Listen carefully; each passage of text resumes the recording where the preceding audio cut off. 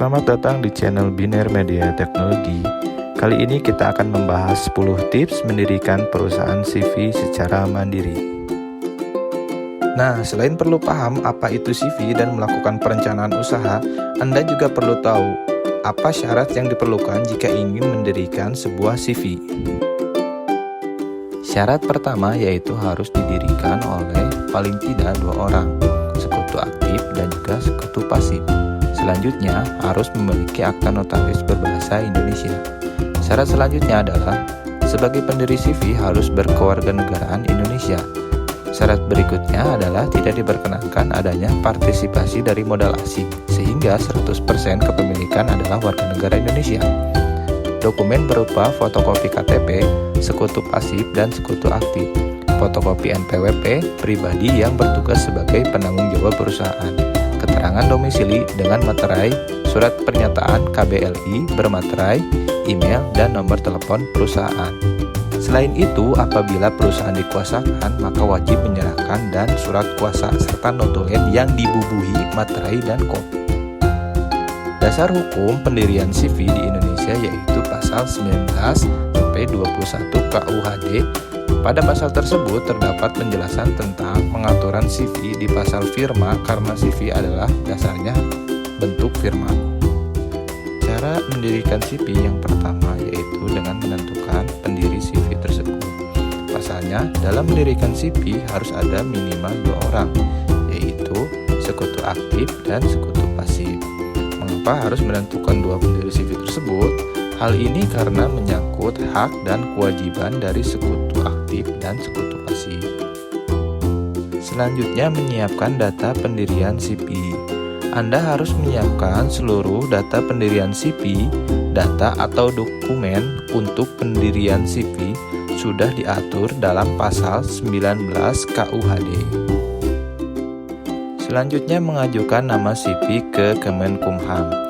Langkah selanjutnya yaitu mengajukan permohonan kepada Kemenkumham terkait nama CV melalui SABU atau Sistem Administrasi Badan Usaha. Syarat dan ketentuan yang perlu Anda perhatikan dalam pengajuan nama CV adalah nama CV harus menggunakan huruf Latin. Nama CV yang diajukan belum dipakai secara sah oleh CV lainnya. Selanjutnya yaitu membuat akta pendirian CV yang dilakukan di hadapan notaris.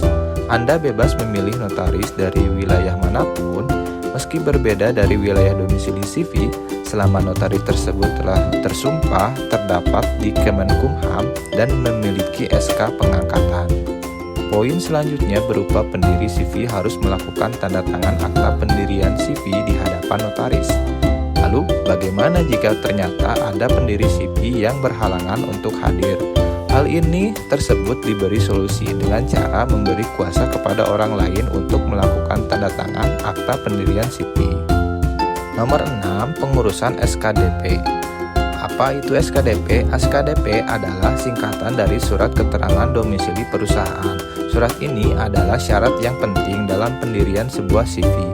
Karena menyangkut pembuatan NPWP dan izin usaha, pihak yang berwenang mengeluarkan SKDP adalah lurah atau kepala desa dari domisili CV. Tahapan selanjutnya adalah pengajuan NPWP badan usaha ke kantor pelayanan pajak atau KPP di tempat domisili CV Anda berada. Tentunya NPWP ini akan penting untuk mengurus kebutuhan pajak seperti menggunakan aplikasi e-faktur pajak dan aplikasi e-Bupot dalam bisnis Anda. Langkah pembuatan CV yang selanjutnya adalah melakukan pendaftaran CV ke PN. Langkah ini bisa Anda lakukan jika sudah mendapatkan akta notaris. Anda bisa mendaftarkan notaris tersebut di wilayah hukum domisili CV Anda berada ke PN setempat. Jangan lupa untuk membawa semua dokumen yang diperlukan seperti SKDP, NPWP, dan nama CV.